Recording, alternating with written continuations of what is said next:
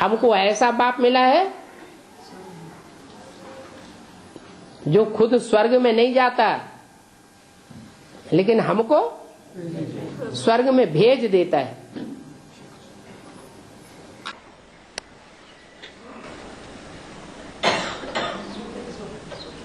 बाबा भक्ति मार्ग में हाथ में स्लिंग लेते हैं, हाथ में स्लिंग लेके पूजा करते हैं और उसको त्राटक लगाते हैं।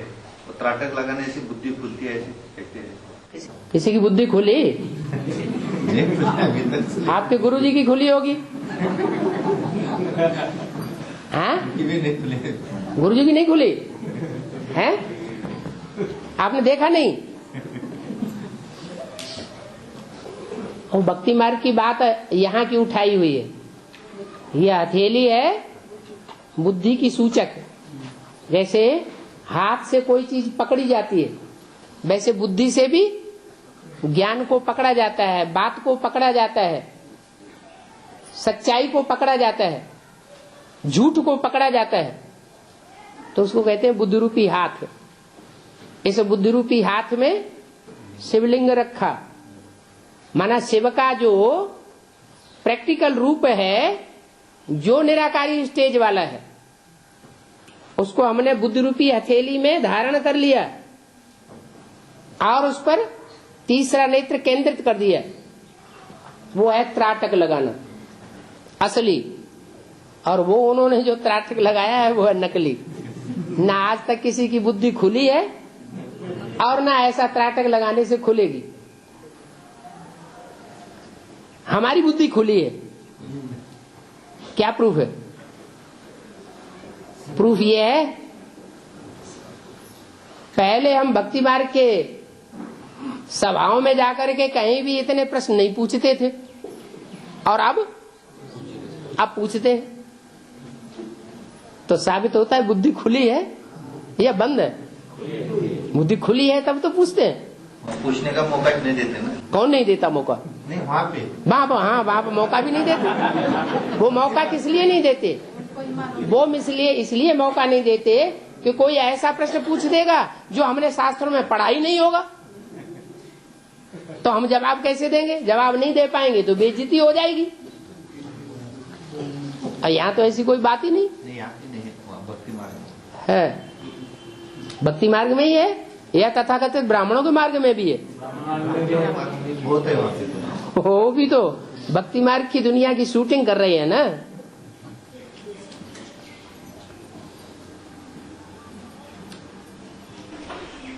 बेसिक वालों के पास गए, ज्ञान देने को गए तो शिव को दूर भागो बोलते, नजदीक आने नहीं देते। बेसिक वाले जो है ना, उनको अगर ज्ञान देने गए तो वो दूर जाओ बोलते हैं, आगे मत आओ, हमारे को मत छुओ बोलते। झूठ की दुनिया में सच सुनावेंगे,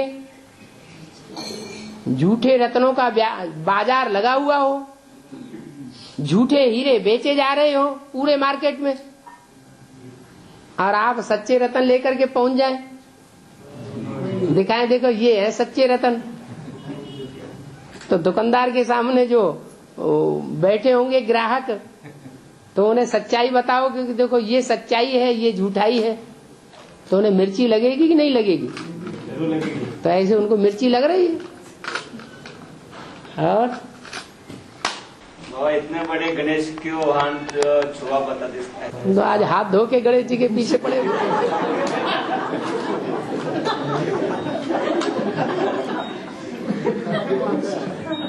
हाँ बोलो।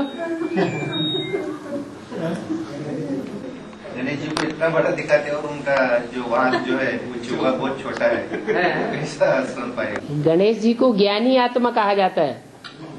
क्या? गणेश की मिसाल जो है हाथी से दी जाती है। हाथी के कान और लंबे चौड़े दिखाए गए हैं। तो गणेश जी ऐसे बड़े महारथी हैं कि बहुत ज्ञान सुनने वाले हैं और बहुत ज्ञान दूसरों को सुनाने वाले हैं, इसलिए उनके कान भी बड़े हैं और नाक से सूंगा सांगी बहुत कर लेते हैं। हर काम और इंद्रियों के मुकाबले कौन से अंग से करते हैं? नाक से ज्यादा काम करते हैं। उनके शरीर की आधी ताकत शरीर में रहती है और आधी ताकत नाक में रहती है। और माथा बहुत चौड़ा होता है, माना बुद्धिमत्ता बहुत होती है, बुद्धिमान है। और देह अभिमान दुनिया के सब जानवरों से जास्ती रहता है। आंखों में मद बहुत भरा हुआ रहता है। क्या कि बाबा बोलते हैं सबसे जास्ती धोखा कौन सा अंग देता है? आंखें। उनकी आंखें सबसे जास्ती मद बांधी।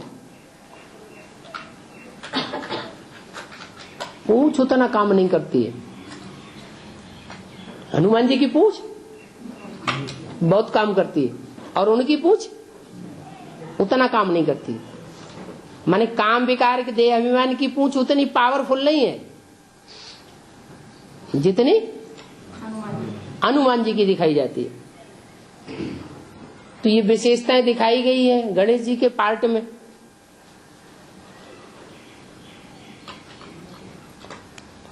वो गणेश जी गृहस्थियों का आधार लेते हैं। क्या? गृहस्थी माना गिरिहस्थी। उनका आधार लेकर के अंदर ही अंदर सारा खोखला कर देते हैं जमीन को। बुद्ध रूपी धरणी सारी खोखली हो जाती है। वो उनका वाहन काम करता है। जिन आत्माओं पर सवार होते हैं वो आत्मा वो सारा कार्य कर देती है। कहाँ वो महारथी और कहाँ चूहे जैसा पुरुषार्थ। चूहा सबसे जास्ती कौन से जानवर की गिरफ्त में आता है? बिल्ली खा जाती है। माया बिल्ली ऐसे चूहों को हप कर जाती है। तो गणेश जी का वाहन माना जाता है वो सारी सेवा चूहे के ऊपर बैठकर करते हैं। बाबा सन्यासी जो लोग रहते हैं ना मठ में, वो जो बैठते हैं उनको घर में लाके पाँव धो के वो पानी पीते हैं। वो पीने से भाग्य बदलता है। तो कहाँ बैठे रहते हैं? मठ में। मठ में सन्यासी जो लोग हैं, मठ पंथ जो है ना, वो सन्यासी लोगों को घर में बुलाते हैं। वो पूजा वो करते हैं पाँव की, और वो पानी पीते हैं। वैसा ही उनके पाँव धोते हैं और वो पानी पीते हैं। और पाँव धो करके वो पानी को खुद पी जाते हैं। भाग्य। पानी किसे कहा जाता है? ज्ञान जल को पानी कहा जाता है। जब ईश्वर आते हैं तो कोई होते हैं ज्ञान बहुत धारण करते हैं, प्रकांड विद्वान हो जाते हैं ईश्वरीय ज्ञान में। लेकिन जो प्रैक्टिकल ज्ञान है घर गृहस्थ में रहते पवित्र बन करके दिखाना, उस बात में फेल हो जाते हैं। जो सातों नारायण हैं बाद में आने वाले और उनकी प्रजा, वो प्रवृत्ति मार्ग की पक्की है या कच्ची है? कच्ची है। तो ऐसे जो गुरु बन करके बैठते हैं अपने चेलों के बीच में, वो चेले उनकी पूजा करते हैं इस तरह की। क्या करते हैं? पानी से उनके पांव धोते हैं। पांव जब धोते हैं तो लुटिया हाथ में ले लेते हैं, लोटी। क्या? लोटी जो है वो हाथ में लेते हैं पानी की भरी हुई, और उससे उनके पांव पखारते हैं। पांव किसको कहा जाता है? बुद्ध रूपी पांव कहा जाता है। तो बुद्ध रूपी पांव उनका उस लोटी के पानी से धोया जाता है। जैसे शिव के ऊपर लोटी चढ़ाते हैं ना, बोला कि नहीं मुरली में? शिव के ऊपर लोटी चढ़ाते हैं तो लोटी में जो दूध होता है वो बहुत थोड़ा होता है और पानी ढेर सारा होता है। वो लोटी पूरी की पूरी अर्पण कर देते हैं। क्या अर्थ हुआ? शिव के ऊपर लोटी अर्पण करते हैं। कन्याएं जो अर्पण की जाती हैं, जो ज्ञान सुनाती हैं सबको, वो तरह लोटी है, उसमें ज्ञान थोड़ा है और पानी जास्ती है, तो लोटी कही जाती है। वो लोटी कोई तो भगत है जो सन्यासियों से पांव पखारते हैं, और कोई ऐसे भगत है जो शिव के ऊपर लोटी चढ़ाते हैं। क्या अच्छा है? शिव के ऊपर लोटी चढ़ाना तो ठीक है, लोटी अर्पण करना। और उन सन्यासियों के ऊपर लोटी अर्पण करने से क्या होगा? तो बर्बादी हो जाएगा। उनका बुद्धि रूपी पांव धुल जाएगा। क्या? उनका तो बुद्धि रूपी पांव साफ हो जाएगा, लेकिन दूसरे को नुकसान होगा या फायदा होगा? तो संग करने वालों को तो नुकसान ही हो जाएगा। वो तो अपनी तुलना करते हैं किससे? शिव से। इसलिए शिवो हम कह के बैठते हैं। वो कहते हैं तुमने गंगा को, गंगा में पांव डाल करके तुमने गंगा को गंदा बनाया। हम गंगा में पांव डालेंगे तो गंगा पवित्र हो जाती है। इसलिए हम गंगा के किनारे बैठते हैं। ऐसा उल्टा ज्ञान देते हैं।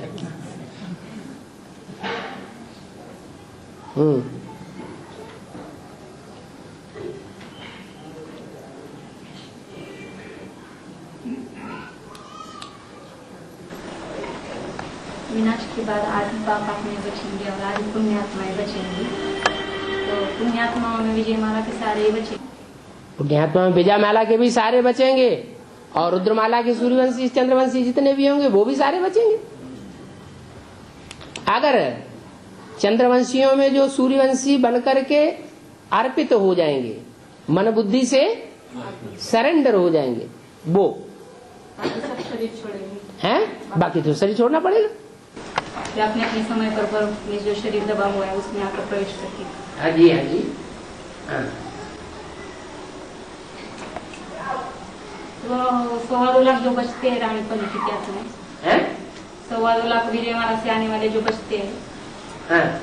फिर उनकी प्रवृत्ति का हो गई इधर की पूरी नहीं बचेंगे तो अंत तक बनेगी नहीं। बनने के बाद फिर शरीर छोड़ेंगे। हाँ, तो आखिर में तो फिर थोड़े ही बचेंगे। आखिरी में जो बचेंगे उनसे जनरेशन बढ़ेगी या नहीं बढ़ेगी? तो जब जनरेशन बढ़ेगी तो पहले जन्म के लिए भी चाहिए कि नहीं चाहिए? 4.5 लाख यहीं हो जाएंगे, और 4.5 लाख से 4.5 लाख का यहीं पूरा जन्म हो जाएगा। तो सतयुग में जनरेशन कहाँ से आएगी? पहले जन्म वाली। यहाँ की जनरेशन ही वहाँ काम करेगी, यहाँ का फाउंडेशन ही वहाँ काम करेगा। 36 तक पूरे 4.5 लाख जन्म लेंगे। सतयुग के पहले जन्म के अंत तक। सतयुग के पहले जन्म के अंत तक। हाँ, 4.5 लाख जन्म लेंगे, और 9 लाख भी। राधा कृष्ण जैसी आत्माएं वो जन्म लेती रहेंगी या नहीं लेती रहेंगी? कृष्ण वाली आत्मा गद्दी पर बैठने के बाद भी कुछ आत्माएं जन्म लेती रहेंगी 36 के बाद। ठीक है, लेकिन शरीर कौन छोड़ेंगे और कौन नहीं छोड़ेंगे? जो निराकारी, जो संपूर्ण निराकारी स्टेज वाले होंगे वो शरीर नहीं छोड़ेंगे, और जिन्होंने बाद में थोड़े समय के लिए निराकारी स्टेज बनाई है या दूसरे धर्म के छिलके वाले हैं, उनको शरीर छोड़ना पड़ेगा। दूसरे धर्म के बीच शरीर छोड़ेंगे। हाँ जी। चंद्रवंशी से लेकर चंद्रवंशियों में 2 प्रकार के हैं। एक तो वो चंद्रवंशी जो विजयमाला के दाने बनते हैं, एक तो यहाँ की चंद्रवंशी और एक वो चंद्रवंशी जिनमें सब धर्म की आत्माएं प्रवेश कर जाती है, चंद्रवंशियों से पूरे प्रभावित हो जाते हैं, या चंद्रवंशी दूसरे धर्म वालों से पूरे प्रभावित हो जाते हैं। अभी बी केस में सब चंद्रवंशी कहेंगे या सूर्यवंशी भी वहां मौजूद है? सारे ही चंद्रवंशी हैं। उन चंद्रवंशियों में कोई तो असली चंद्रवंशी है जो विजयमाला के दाने बनेंगे, और बाकी सब दूसरे धर्मों में कन्वर्ट होने वाले।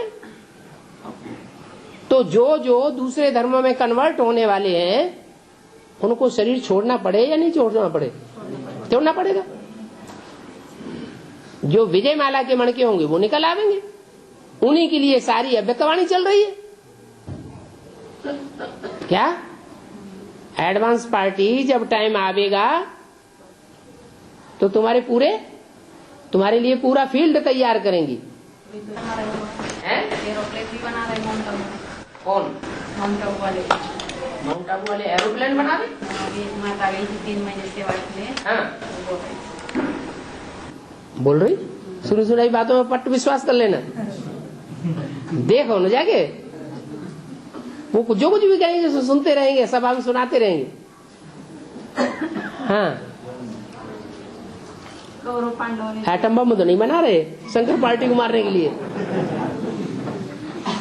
कौरव पांडवों ने जुआ खेला, पांडवों ने पूरी बाजी लगाई और कौरवों ने अधूरी बाजी लगाई, और जो लगाई वो भी अपनी मुट्ठी में रखी। हाँ, थोड़ा सा विस्तार में तो मुरली में ही विस्तार बता दिया ना सारा। पांडव जो हैं वो अपना तन धन धाम सुहृद बीवी बाल बच्चे सच्चाई से लगाते हैं। हमारा नहीं है, किसका है? ईश्वर का है। हमारा इसमें कोई दखल नहीं। दे दिया सो ईश्वरीय सेवा में दे दिया, हम याद भी नहीं करेंगे। और पांडव जो काम करते हैं उसके बिल्कुल विपरीत कौरव करते हैं। वो दिखाने के लिए सरेंडर कर देंगे, तन भी सरेंडर करेंगे, बीवी बाल बच्चे भी सरेंडर करेंगे, धन भी सरेंडर करेंगे, अपने संबंधी भी लगाए देंगे, दिखाने के लिए स्वाहा करेंगे, लेकिन रखेंगे सब अपनी मुट्ठी में। वर्ल्ड रिन्यूअल ट्रस्ट बनाया गया, ये कौरवों की यादगार है या पांडवों की यादगार? दिखाने के लिए सरेंडर है, लेकिन कर लिया सब अपनी मुट्ठी में। पांडवों ने जो दिया वो भी अपनी मुट्ठी में कर लिया, और अपना तो अपनी मुट्ठी में रखा ही। तो जुआ भी सत्य असत्य का जुआ हो गया। भगवान कहते हैं ये जुआ खेलो। दुनिया वालों ने समझ लिया कि भगवान ने वो स्थूल जुआ खिलवाया होगा।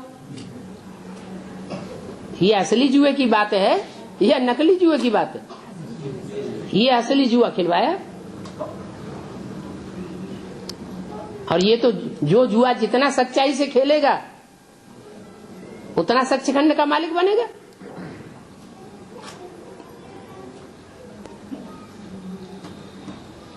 हाँ बाबा, ये तो 5000 वर्ष का ड्रामा है, लेकिन एक मुरली में ऐसा बताया कि 24/11/1987 को 5000 वर्ष पूरे होते हैं।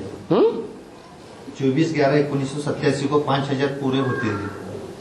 वो रिवाइज कोर्स की मुरली है। 87 में जो वाणी चली है या जो छापी गई है वो बाबा के समय की है या 87 में बनी है? बाबा के समय की मुरली है, रिवाइज कोर्स की है।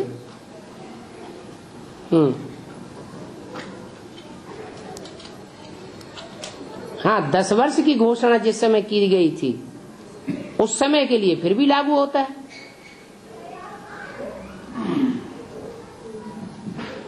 दस वर्ष में पुरानी दुनिया का विनाश, नई दुनिया की स्थापना हो जाएगी।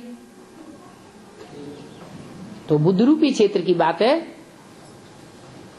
बुद्ध रूपी क्षेत्र में कोई आत्मा सत्य की स्टेज में अनुभव करने लगी, बाकी विनाश हो गया।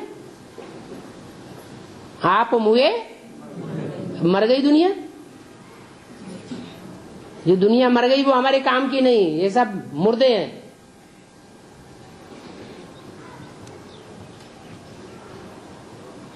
फिर धीरे धीरे परमधाम से जैसे आत्माएं उतरती हैं, ऐसे एडवांस ज्ञान में भी उतरना शुरू हो गई।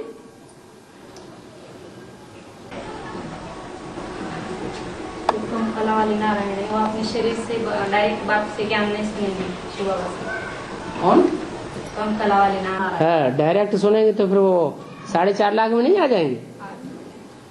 ना प्रवेश करके बाद में ही सुनेंगे। प्रवेश करके सुनते हैं, अपने शरीर से। बाकी अपने शरीर से नहीं सुनते। उतने देवान इतना ज्यादा रहता है और सामने आने की हिम्मत ही नहीं। हम देवान को इतना गला नहीं सकते, नहीं तो उनके फॉलोअर्स उनको तुम तो इतने बड़े महारथी थे, तुम कहाँ पहुंच गए शंकर पार्टी में।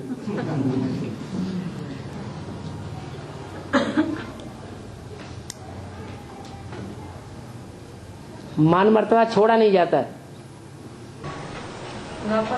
युग में भी वो राजा बनते होंगे, जैसे सतयुग त्रेता में जैसे नंबरवार नारायण है तो उसी नंबर से राम भी बनते हैं, तो द्वापर कलयुग में भी उनकी राजाई चलती होंगी।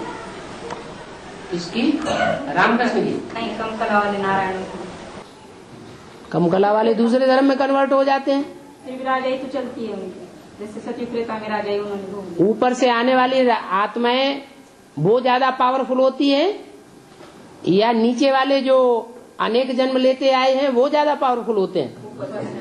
तो ऊपर से जो आएंगे वो उनको अपने कब्जे में रखेंगे, आधीन बना के दास दासी बना के रखेंगे या उनको राजा ही पद देंगे। ये तो कन्वर्ट होने वाले हैं। कोई दूसरा धर्म वाला दूसरा पावरफुल आ जाएगा तो उसके पीछे भागने लग पड़ते हैं। मुसलमान तो कहते हैं हिंदू काफिर हैं, कहां कहां फिरते रहते हैं। तो नीची दृष्टि से देखते हैं, वो अभी देखने में आ रहा है। क्या जो एक बार कन्वर्ट हो जाते हैं उनको हिंदुओं ने कभी अपने में स्वीकार नहीं किया। कन्वर्ट होने वाली है कच्ची आत्माएं।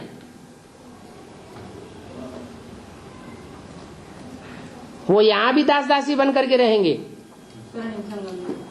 जब नई दुनिया का राज्य शुरू होगा, स्वर्णिम संगम युग का जो नया संगठन शुरू होगा, वो यहाँ भी दास दासी बन के रहेंगे और वहां भी कहा,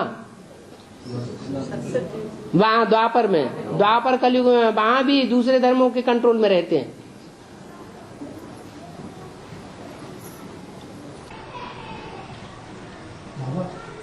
दक्ष प्रजापिता और प्रजापिता में कोई संबंध है?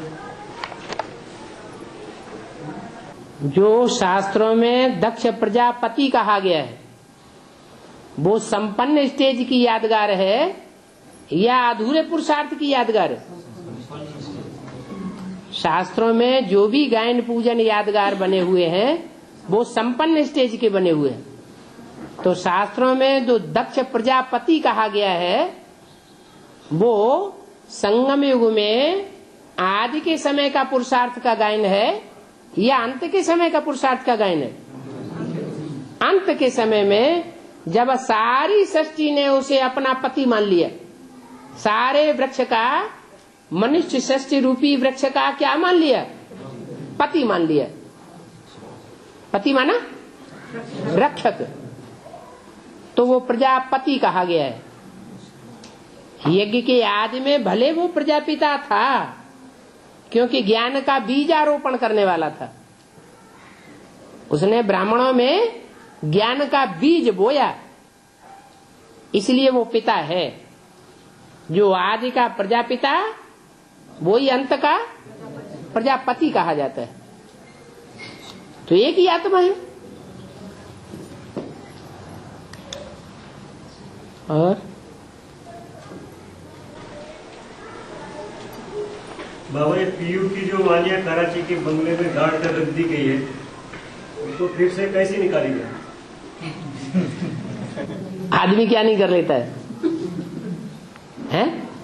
मोहनजोदड़ो, हड़प्पा, मेसोपोटामिया, सिंध, हैदराबाद की खुदाई कर सकता है।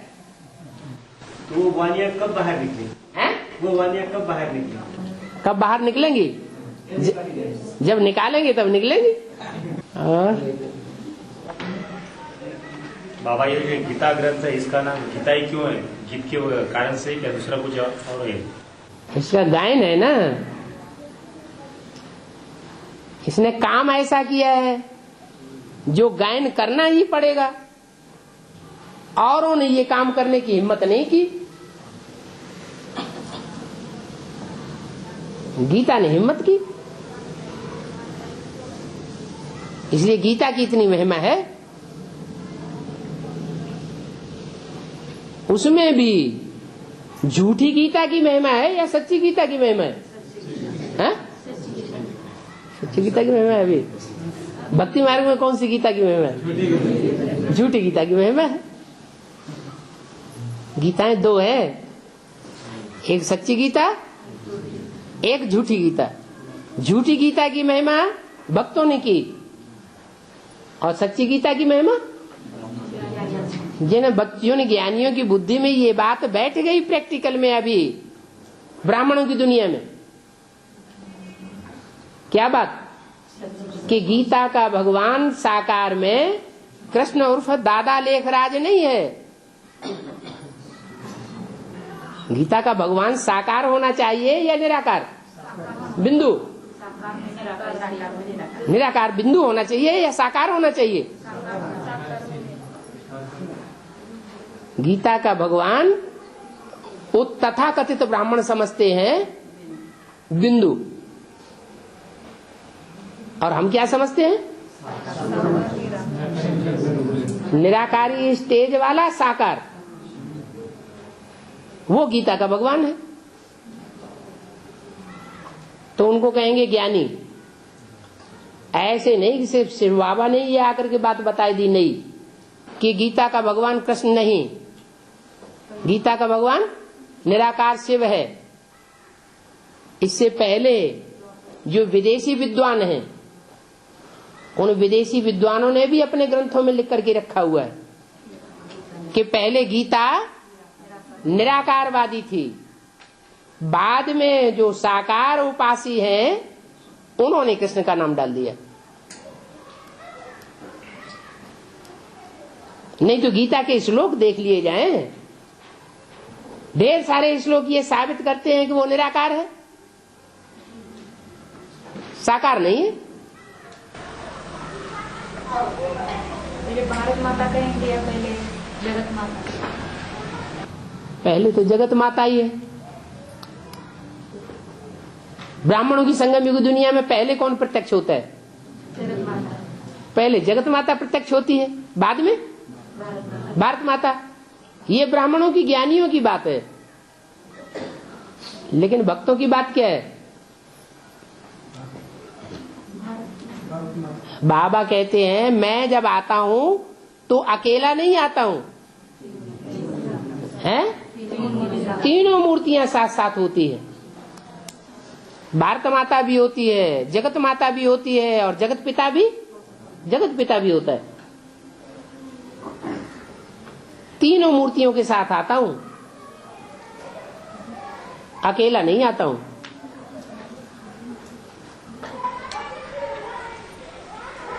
बाबा गीता जो बोली वो निराकार ने बोली, वो तो पुरुषवाचक नाम है ना? हैं? गीता जो कही वो तो पुरुषवाचक नाम है ना, निराकार नहीं। तो गीता पुरुषवाचक नाम है? नहीं, गीता जो कही है सुप्रीम सोल ने, वो तो पुरुषवाचक नाम दिखता है ऐसा। और गीता ऐसा तो लेडीज ये है ना, स्त्रीलिंग क्यों नाम है ऐसा? माता है ना, गीता माता है, वो गीतापति भगवान है, उसके रोम रोम पर उसका अधिकार है।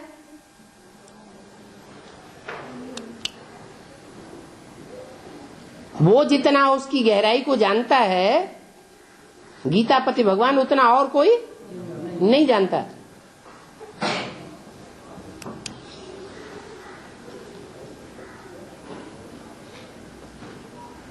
और लेकिन गीता माता सदगति दाता नहीं है। गीता माता की महिमा कौन करता है सबसे जास्ती? गीतापति भगवान गीता का गायन करते हैं। गीता माता जो काम किसी ने नहीं किया वो काम उसने करके दिखाया। किसी की हिम्मत ही नहीं पड़ी। क्या काम? हाँ, अन्नपूर्णा के रूप में भी दिखाते हैं। कि अन्नपूर्णा माता देवी और शंकर को दान देती है। वो दान देने की हिम्मत किसी ने की नहीं। पहले एक ने कदम बढ़ाया, फिर आगे दूसरों ने कदम बढ़ाया, तो जो पहले उठे सो अर्जुन पहला नंबर, तो उसका गायन हो गया।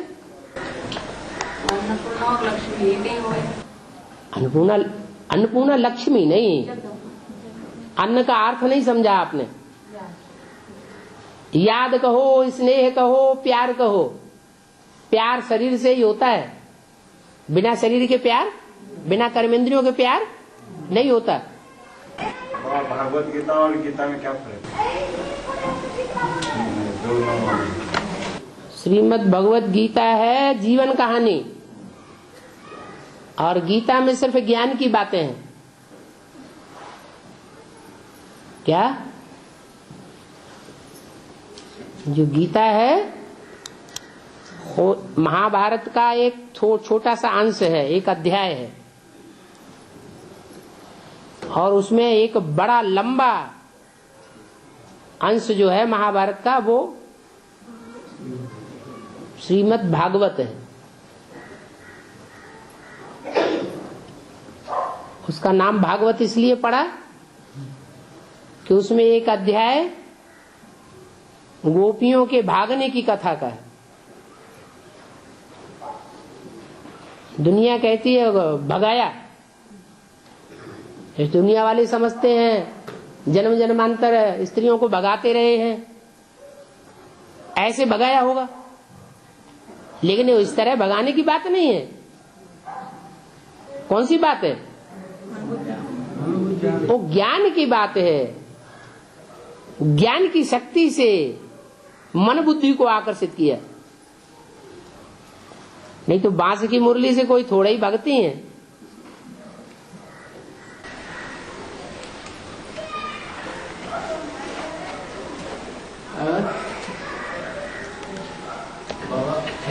जो भाषा होगी हिंदी से युक्ति, तो वही भाषा त्रेता जी वही होगी। त्रेता युग में राज्य अलग होगा या सतयुग जैसा राज्य होगा? हैं? राज्य ही अलग हो जाता है। वहां अनेक राजाएं होते हैं, महाराजा कोई नहीं होता। और सतयुग में महाराजा ही होते हैं और राजाएं वहां होते ही नहीं। तो अंतर नहीं पड़ेगा।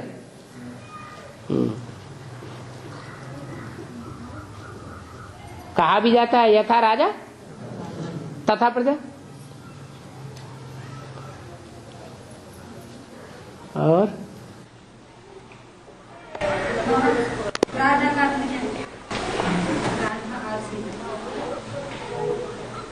राधा और सीता का अर्थ क्या है?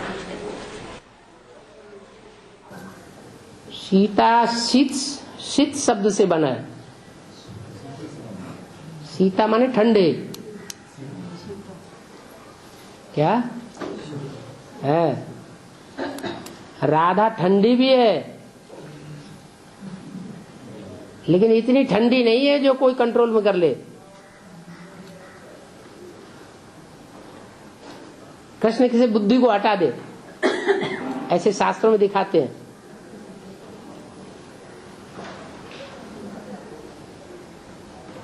और गोपियां और पटरानियां वो विचलित तो हो सकती है, लेकिन राधा राधा की बुद्धि विचलित नहीं हो सकती।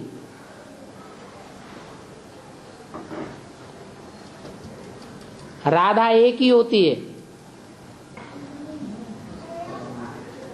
और पटरानियां अनेक होती हैं। अनेक धर्मों से कनेक्टेड है पटरानियां और एक सद्धर्म से कनेक्टेड है राधा।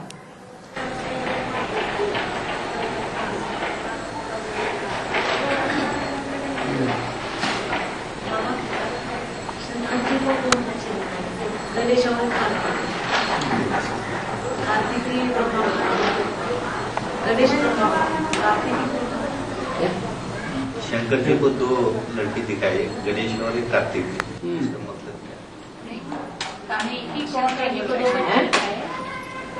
कार्तिकी कौन? गणेश ब्रह्मा है बोल रहे, कार्तिकी कौन है? जो दूसरे धर्मों की तिक तिक ज्यादा करता है, दूसरे धर्मों का भी ज्ञान सुनाने लग पड़ता है, वो है कार्तिक 6 मुंह वाला। एक मुंह से बात नहीं करता है, 6 मुंह से बात करता है। इस्लाम धर्म में भी चला जाएगा, वहां की भी बात करेगा। बौद्ध धर्म में चला जाएगा, वहां की बात करेगा। क्रिश्चियन धर्म की भी बात करेगा, मुसलमानों की भी बात करेगा। माना संगम युग में वो आत्मा कन्वर्ट होती रहती है भक्ति मार्ग के आडम्बरों में। एक ज्ञान का सीधा रास्ता पकड़ के नहीं चलती, इसलिए 6 मुख दिखाए हैं। 6 हैं सशक्त धर्म। वो ही कार्तिकेय है जो टिक टिक ज्यादा करता है ज्ञान की बातों की, लेकिन एक जगह खुद नहीं टिक पाता है। किसका पार्ट है? इसका पार्ट है। प्रत्यक्ष पार्ट किसका है वो कार्तिकी? वैसे अभी बताया ना, जो 6 धर्मों में कन्वर्ट होता है, तो कौन सा धर्म ऐसा है जो सब धर्मों में कन्वर्ट हो जाता है?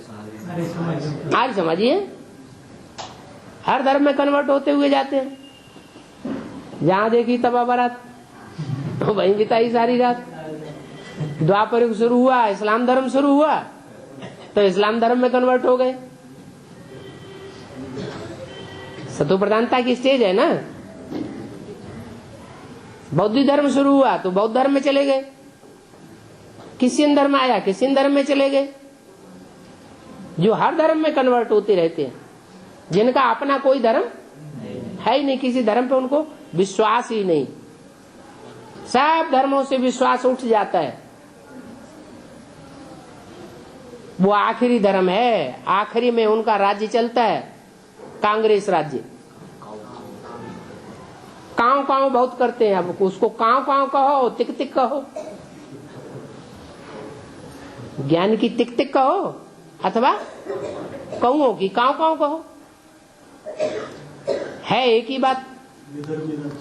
होने किसी धर्म से कोई सरोकार नहीं है, धर्म निरपेक्ष राज्य है, हमें किसी धर्म की अपेक्षा नहीं है।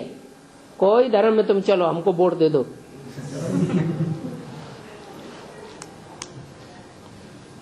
तो धर्म कोई नहीं मानते तो उनके राज्य में ताकत क्या होगी? उनकी सॉवरेंटी में कोई ताकत नहीं होती।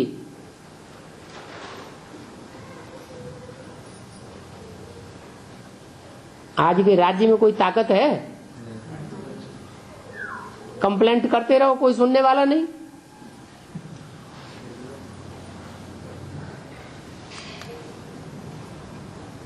और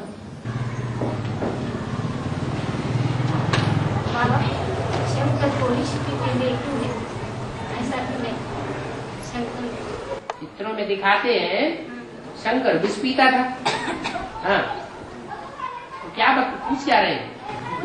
ऐसा क्यों दिखाया? ऐसा क्यों दिखाया? हाँ, शंकर क्यों विष पीता था? जब दुनिया में ज्ञान सागर बाप आया, तो ज्ञान सागर बाप आएगा तो अनेक प्रकार के रतन निकलेंगे कि नहीं निकलेंगे? ज्ञान रतन निकलते हैं ना। उनमें सबसे पहला कौन निकला है? विषय विकार निकले। बाप कहते मैं जब आता हूं तो ऐसा इंजेक्शन लगाता हूं कि तुम्हारे 63 जन्म की सारी बीमारियां बाहर आ जाती हैं। तो सारा विषय विकार जो विषय है वो सारा बाहर आने लगता है ना। मिसाल देते हैं वैद्यों का, जैसे वो डॉक्टर लोग होते हैं ना, वैद्य लोग, आयुर्वेदिक डॉक्टर, तो किसी बीमारी निकालने के लिए दवाई देते हैं तो पहले वो बीमारी उखड़ के ऊपर आती है। तो ऐसे ही जो विकारों का विष है वो बाहर आता है। तो जो भी विकारों का विष भरा हुआ है नसों नाड़ियों में, कितनी है? 16,000। उन नसों नाड़ियों में 16,000 में 500 करोड़ में से 16,000 हैं जिसमें वो विष ज्यादा भरा गया है। वो विष निकल करके बाहर आता है। अब जो पहला रतन है वो बाहर आया, घबरा गया।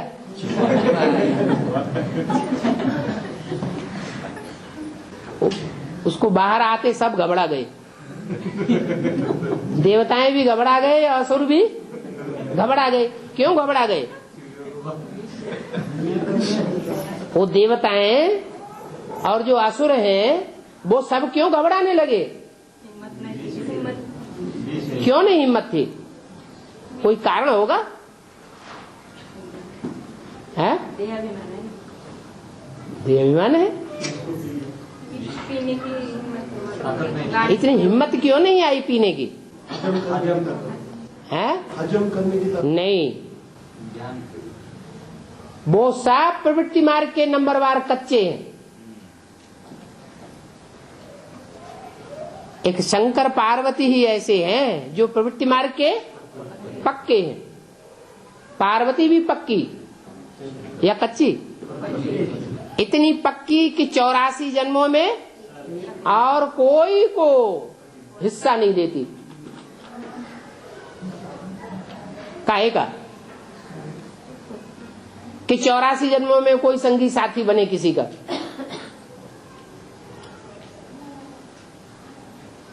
तो शंकर और पार्वती जन्म जन्मांतर के प्रवृत्ति मार्ग के पक्के हैं। वो प्रवृत्ति मार्ग से घबराने वाले नहीं हैं। उसमें भी खास बीज कौन है? बाप। और जितने भी मनुष्य हैं वो सब प्रवृत्ति से घबराते हैं। माना कीचड़ में रह करके कमल फूल समान बनने में सबको घबराहट क्या होती है? पैदा हो जाती है। और उनको घबराहट बिल्कुल नहीं होती। ये पुरुषार्थ की कमी है या कोई और बात है? हैं? पुरुषार्थ की कमी है। ये पुरुषार्थ की कमी कहां से आती है? 63 जन्मों से ये पुरुषार्थ की कमी आई है। जब राजयोग बाप सिखाने आते हैं तो कोई तो राजयोग ज्यादा सीखते होंगे और कोई कम सीखते हैं। कोई राजयोग ज्यादा सीखते हैं लेकिन कायदे अनुसार सीखते हैं, और कोई ऐसे हैं बेकायदे चला देते हैं। कायदे और बेकायदे क्या होता है?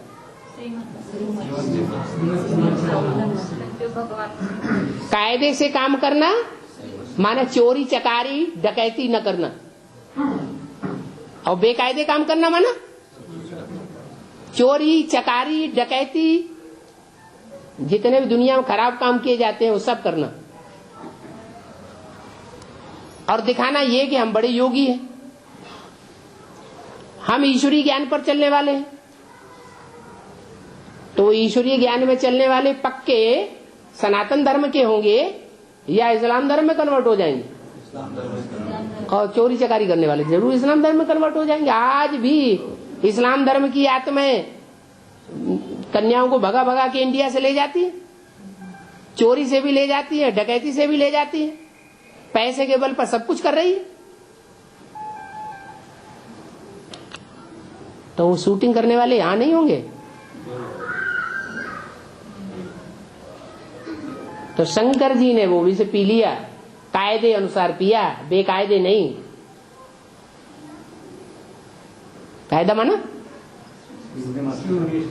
हाँ, समाज की भी अनुमति रहे, सरकार की भी अनुमति रहे, सरकार के भी नियम न टूटे और समाज के भी नियम न टूटे, और अपनी आत्मा का भी नियम, परमात्मा बाप का भी नियम न टूटे।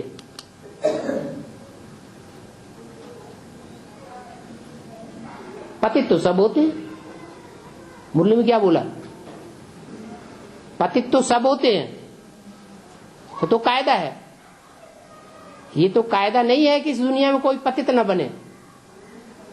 पतित तो सब होते हैं, लेकिन क्या होना चाहिए है, एक के साथ पतित बने। ये बुद्धि की बात है या कर्मेंद्रियों की बात है?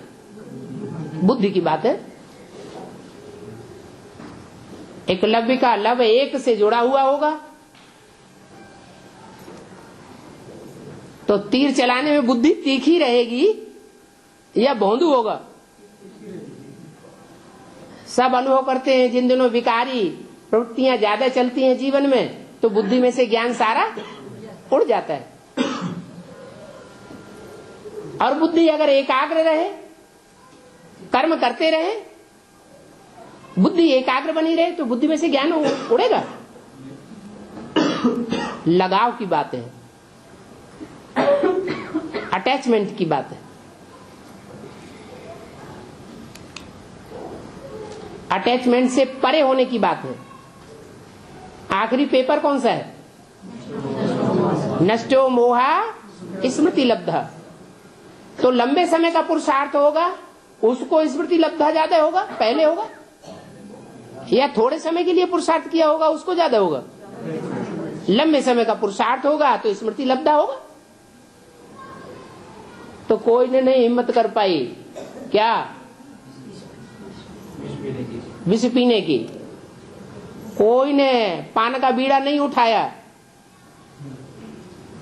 तो शंकर जी ने उठा लिया।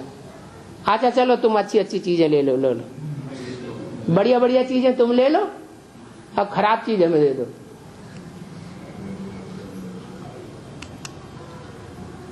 अपने उसी में मस्त। माता जी कहते हैं ऐसा काम क्यों करता है? शिव बाबा भी कहते हैं, शिव बाबा भी कहते हैं, जैसे माता जी ने बोला। शिव बाबा क्या कहते? अमृत छोड़ बिख काहे को खाए। किससे कहते हैं?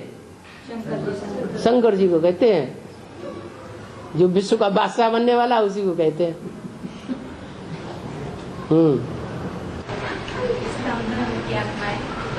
इस्लाम धर्म की आत्माएं अपनी जनरेशन बढ़ाने के लिए द्वापर में आते हैं, तो जनरेशन तो होती नहीं, तो भाई बहनों में शादी करना शुरू कर देते हैं। वो शूटिंग कहाँ होती है?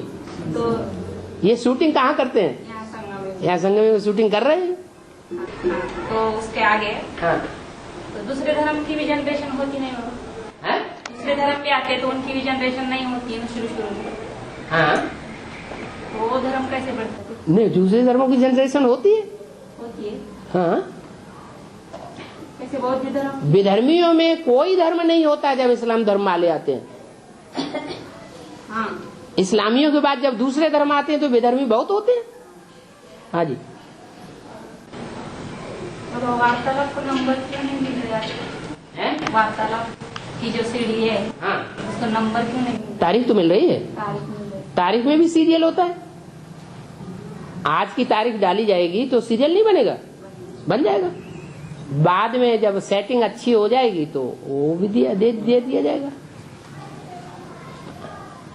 और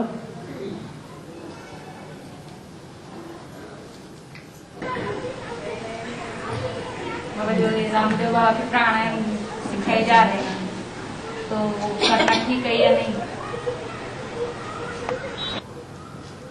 शरीर को स्वस्थ लेने के लिए दवाई लेना ठीक है या नहीं? जब तक योग बल नहीं है तब तक दवाइयां भी लेनी पड़ेगी। शरीर को स्वस्थ रखने के लिए कोई खास प्राणायाम है या शरीर के आयाम हैं, आसन हैं, अगर टाइम निकलता है तो वो भी करें, लेकिन मुख्य ध्यान किसके ऊपर रहे? हैं? याद की यात्रा के ऊपर खास ध्यान रहे।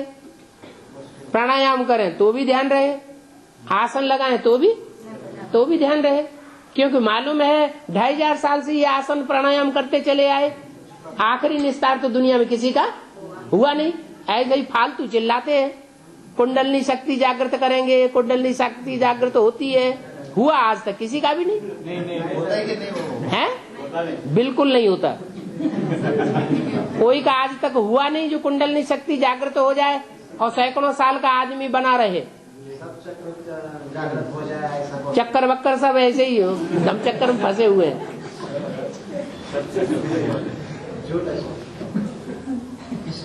असली बात बाबा ने सिखा दी। क्या? हाँ जी, बुद्धि सूक्ष्म बन जाएगी तो जो शक्ति नीचे जा रही है वो शक्ति ऊपर चढ़ने लगेगी, ऊपर चढ़ने की अभ्यासी हो जाएगी। फिर हम कितना भी प्रयास करें, कर्मेंद्रियों को कितना भी खुला छोड़ दें तो भी नीचे नहीं आएगी।